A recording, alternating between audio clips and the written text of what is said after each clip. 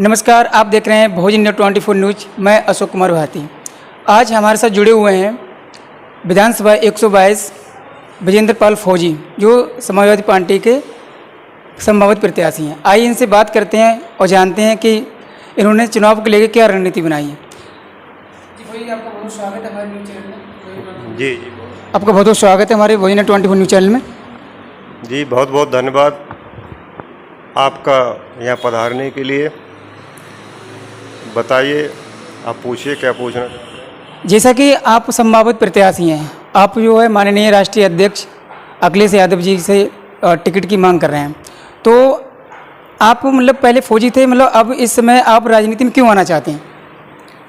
देखिए, आज जो राजनीति जिस तरह से करवट ले रही है, तो हम सैनिकों का आना भी आवश्यक है, क्योंकि अभी तक जो राजनीति सैन्य के बारे में हो रही थी, ये पिछले दिनों में जो वर्तमान सरकार है, हमारे पूर्व सैनिकों को एक तरह से हथियार बना करके हम लोगों के साथ साजिश करके, जैसे आप देखो पुलवामा जैसा हमला हुआ, वो हमला हुआ नहीं, वो साजिशन कराया गया। उसके तहत अब वो कहते हैं कि इस तरह से शहीद हो गए।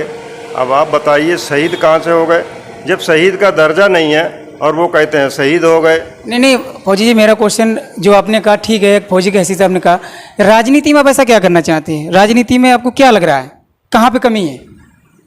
भाई, जब हम सेना में रहते हुए जब देश की सुरक्षा कर सकते हैं, अब सेना से आकर के हमारा मन हुआ, इच्छा जागृत हुई कि हम राजनीति में रह के हम लोग कुछ देश की सेवा कर सकते हैं। तो फौजी जी, मेरा क्वेश्चन आपसे एक क्वेश्चन मेरा आपसे ये है कि आपने ये समाजवादी पार्टी ही क्यों चुनी है टिकट के लिए? बहुत सारी अन्य पार्टियाँ हैं, फिर वहाँ पे क्यों? देखो, आपका कहना समाजवादी पार्टी ही क्यों चुनी, क्योंकि मैं सैनिक हूँ, तो सैनिक होने के नाते जो कार्य मैंने कार्य कोई कर सका, न आगे कोई उम्मीद है कोई कर सकता है, तो मेरी जो आकांक्षाएं हैं, एक जागृति जागी है माननीय अखिलेश यादव जी में। हम सैनिकों को या किसानों को कोई अगर कुछ कर सकता है सैनिकों को, तो वो समाजवादी पार्टी ही कर सकती है। आपको टिकट दे दिया, मान लो, एक मैं एग्जाम्पल उदाहरण दे रहा हूँ, टिकट दे दिया आपको, टिकट आपको मिल गया। टिकट मिलने के बाद में आप यहाँ के विधायक बन गए।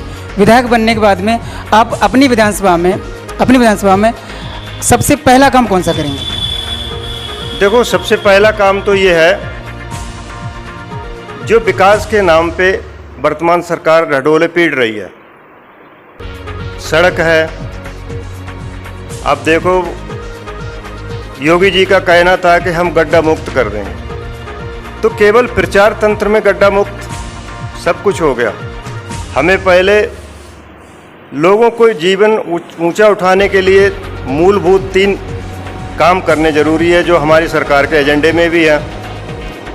एक तो स्वास्थ्य, शिक्षा और रोजगार। अब रोजगार के संबंध में पेंशन, पुरानी पेंशन बहाली के संबंध में तो हमारे पार्टी के एजेंडे में भी है। पहली प्राथमिकता हम पुरानी पेंशन बहाल करने के बारे में हमारा जो एजेंडा है, हमारी सरकार वो आपका रहेगा। एजुकेशन के मामले में, शिक्षा के मामले में, शिक्षा के माध्यम से जो शिक्षा का स्तर जो पहले जो एजेंडा माननीय अखिलेश जी ने बढ़ाया, अब वर्तमान सरकार ने उसको बिल्कुल बैकफुट पे ले आए। तो अगर हम लोग शिक्षित नहीं होंगे तो हम लोग अपने हक अधिकार को कैसे जानेंगे? कहने का मतलब अगर आप जनता के बीच में रहकर काफ़ी कुछ अच्छा करेंगे, काफ़ी कुछ विकास करेंगे, अच्छा खासा डेवलपमेंट आप अपने क्षेत्र में करेंगे। तो जैसा कि आप देख रहे थे, हमारी बात वीरेंद्र माथुर जी से हो रही थी। उन्होंने बताया कि समाजवादी पार्टी से अगर मैं विधायक बनता हूँ, सरकार बनती है, तो शिक्षा, स्वास्थ्य, नौकरी, ये सड़क के बारे में जिक्र किया था, सड़कें वगैरह हैं वो सारी ठीक कराएंगे। और इसी तरह देखते रहिए भोज इंडिया 24 न्यूज़ में। अशोक कुमार भारती, नमस्कार।